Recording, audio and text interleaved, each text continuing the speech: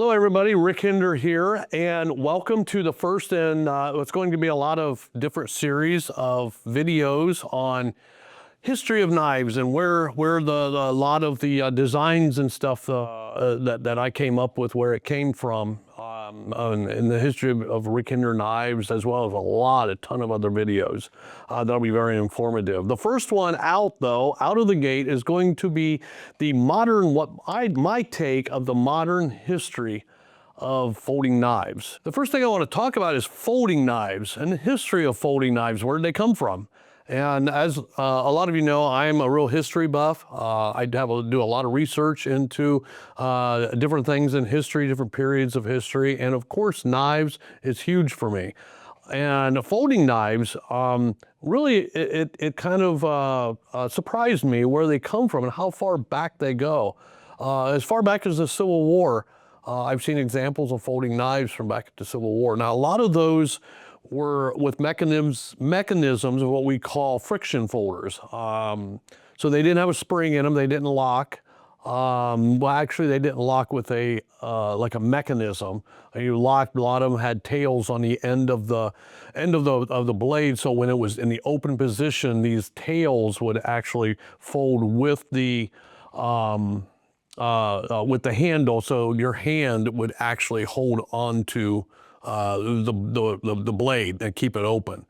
So continuing with the historical aspect of folding knives. So after the Civil War, a lot of developments were made in folding knives, and we come up to World War I. And World War I, we started to see getting out of the more primitive friction folder type knives into our springbacks.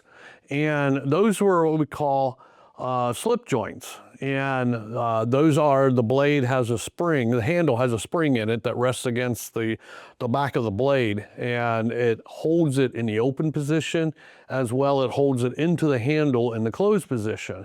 A lot of you are familiar, I'm sure, with slip joints and how they work.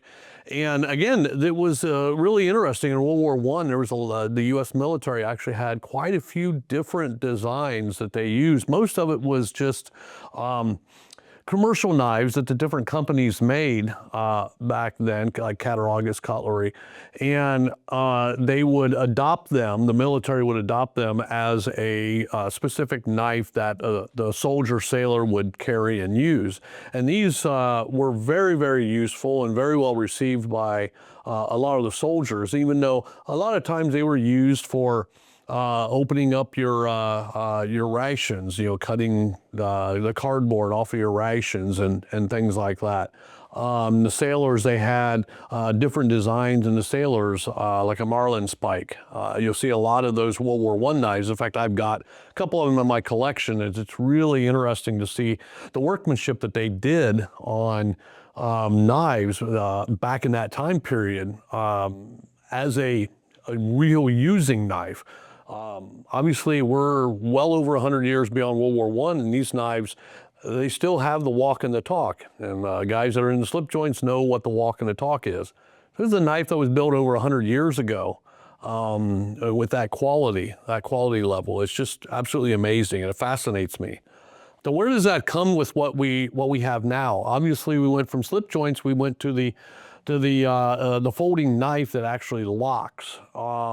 And from what I have read and in my research, my opinion is I believe that the Buck 110 was really the first mass-produced lockback knife that really popularized the lockback. The Buck 110 really brought that locking blade knife to the forefront. Very popular knife, and still is a very popular knife. And it's a knife to where, a folding knife to where you take it out of your pocket. When you go to use it, you open the blade, it locks into position, and in essence, it becomes a fixed blade. And that was really a big leap forward, I think, in folding knife design and folding knives in general. And then nowadays, you have a myriad of different locking mechanisms and styles of folders and things like that. And in my knife making career, which started in 1987, I started out with fixed blades that most knife makers do. And the folding knives was just a progression. Of course, I was going to have to make a folding knife at some point. And a lot of people ask me, what was the very first folding knife you made? And you know, back then I made lockbacks and slip joints. The liner locks didn't come into a little bit later on. And that very first one that I made was of course, a slip joint. And it fascinated me because I went from making fixed blades, a lot of fixed blades, and then all of a sudden, I have this knife that broke in half or folded in half. And there's a lot that goes into, I realized, even making a slip joint, there's a lot that goes into the engineering of a folding knife, because you can't just take the blade, put it into this handle and everything work properly. All of the measurements, the engineering that goes into it, even a slip joint knife, to make it walk and talk, to make it open and actually kind of lock into position. And also when you close it, you want the blade to like suck into the handle. That's all from that spring. And you want the spring to be in the same position on the back of the knife in the blade open position as it is in the blade closed position. So there's all these things with making even just a slip joint folder that's really important. And so yeah, I had a great time doing that. I made a few slip joints and different handle materials. Of course, I started out with bone. Bone seems to be, whether it's jig bone or smooth bone, seems to be a real fun, popular handle material, especially for the old knives. And going back to those World War I slip joints, a lot of them were bone. And again, we're talking over 100 years old, and the bone looks just great. You know, it's a great handle material, natural handle material. So after I made a few slip joints, and I did a couple different styles of slip joints, and again, that was an easy progression for me. My first knife I ever bought as a kid was a K-bar Barlow knife. And so, you know, I go clear back, as far as history of me loving knives goes back to that slip joint.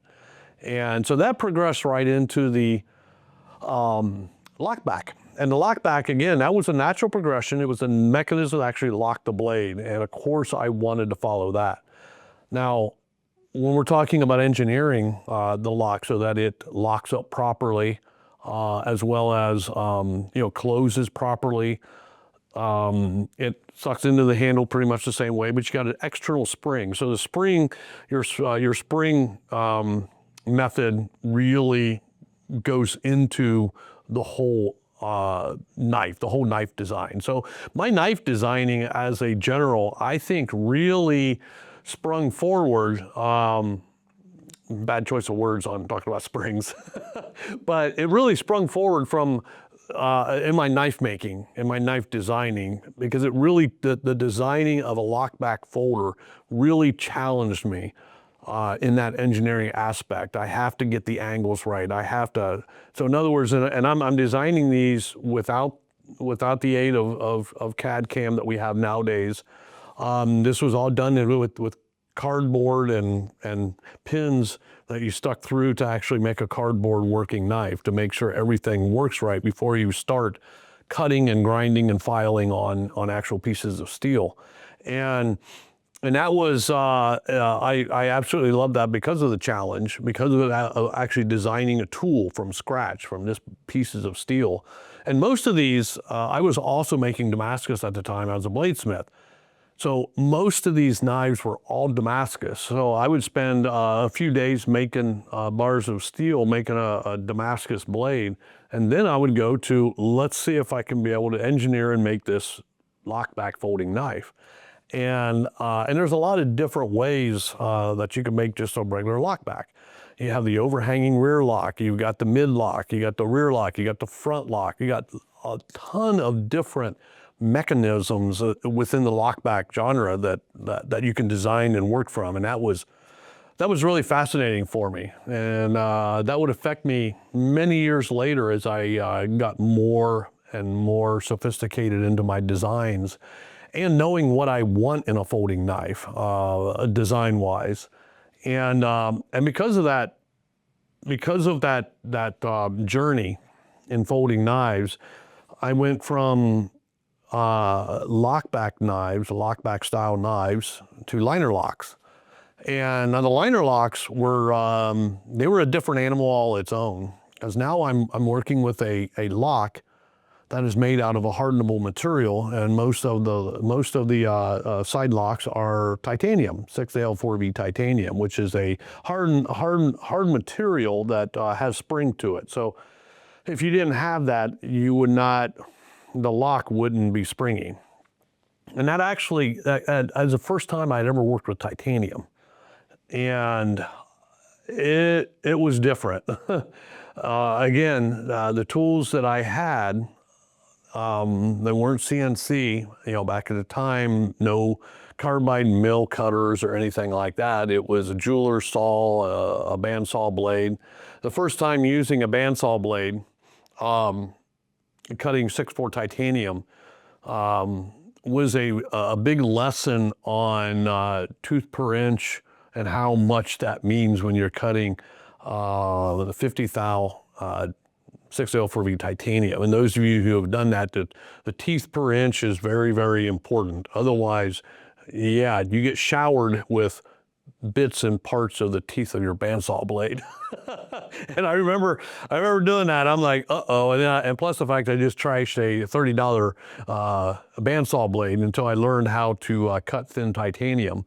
So that was a lot of fun, and that was just the start of it. The designs are, I wouldn't say completely different than lockbacks, but there's a lot of different aspects that you had to look at that were different. And I can go into some of that design process maybe at a later date in a later video, because it's pretty in depth. But the engineering was quite a bit different with liner locks, and those out there, those other designers that have worked with liner lock designs or frame lock designs know what I'm talking about. And but it was a lot of fun. It also opened up, making liner locks, it really opened up a lot of artistic options, I would say, in folding knives, at least for my folding knives. Because like for instance, the back of the knife doesn't have to be a spring, so it's a backspacer. So what can we do with this backspacer? It's a palette of material that you can carve and inlay pearl and do different designs in. And because it's not a spring where you can't have file work in a spring. So it really opened up for me a lot of artistic freedom with making these knives into pieces of art, so to speak. And so I had a lot of fun with that, and it really did. It kind of again opened up a new path of artistic challenges, which I'll kind of go back to the slip joint just for a second, because there was one thing that I missed on that, and that is I got into multi-blade slip joints. Now, those are a whole different challenge on itself. A lot of fun. I've done 2-blade slip joints. There's a lot of patterns, and a lot of you are familiar with the peanut pattern, the canoe pattern, the Stockman, the Barlow pattern. There's all these different patterns that were made by a lot of the famous knife companies, Cattaraugus, K-Bar, the case knives, of course. And so I wanted to make, my rendition like of a canoe pattern, and that's a double-bladed knife. And that's a 2-bladed knife working on the same spring. So you have a whole different challenge with getting the 2 blades in the handle. So I made a few of those, again, more as a challenge. I have some of them back in my collection in the company archives, and I'll take some pictures and post them up for all you guys to check them out sometime. Sometimes I look at those knives myself, and because I made these knives probably 30 years ago. And I look at them like, oh my gosh, I can't believe, who was that guy back then making these? And because some of them are pretty, all Damascus blades, file work completely, Mocha bolsters, fossil ivory handles, some really fancy stuff. But anyway, with all of that really helped me when I did go into some of the more sophisticated art pieces with my liner locks, and that kind of morphed into a lot of what you see nowadays. Started once I started doing more experimentation with that locking liner mechanism, and also making automatic knives, automatic liner locks. That really was a challenge, a big challenge in itself. I made scale release liner lock automatics, and that was a challenge me and another knife maker had at a knife show. We were like, hey, we were talking about this. We've made scale release lockbacks, and we were talking over dinner, like a lot of us makers do. We go to shows and we hash around different ideas on, wow, that'd be really neat if we could be able to do that. And we were talking about the liner lock mechanism and how can we make a scale release from that. And so we challenged each other. The next year at the show, each of us bring a scale release liner lock automatic that we did. And so the next year I came up with my rendition of one, and he came up with his rendition of one. And it was so cool. It was one of the coolest projects I've ever done, because both of our knives worked very well, but they were both different.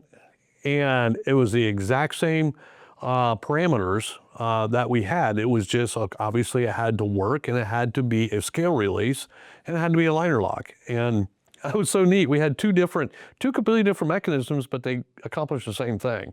So anyway, to get off topic, that was a lot of fun. But and I went with the liner locks. Some of the designs that some people are familiar with today, which is the fire tack. Fire tack started out as a liner lock, and I kind of, a lot of people probably like, okay, where did the frame lock come in? Number one, the frame lock was first invented. It came up with by Chris Reeve. A lot of people know that. Chris Reeve came up with the first frame lock, and I'm not sure, and I would have to ask Tim this, but I don't think the frame lock was what he called it. And forgive me, Tim, for forgetting, but it was something else. But it was actually a thick piece of titanium that he made a knife out of, a folding knife out of. And I seen that, and I thought, wow, what an awesome way to make a folder, very strong. And so that morphed into a completely different aspect of a folding knife for me. And I think the kudos to Chris Reeve for coming up with something that really revolutionized folding knives in the market, with that mechanism. So there you have it, folks. That's kind of a short synopsis of what I feel the history of folding knives and how it affected my design, how it influenced my designs, the XM18, the Eclipse, the Jurassic, the Maximus, all of the folding knives that you guys see, that comes from Hinderer Knives. It goes all the way back, really to World War I and earlier on folding knife design, because I took a lot from all of those different genres and different time periods. As we do in everyday life, we look back at history, and history influences us in many, many ways that most of us don't even see. So us knife makers, us knife designers, history and knives influence a lot of what we come up with, which end up being the products that you folks end up loving and enjoying and using every day. So thanks a lot for this segment. I look forward to doing more of these with you. And if you ever have any questions, just reach out.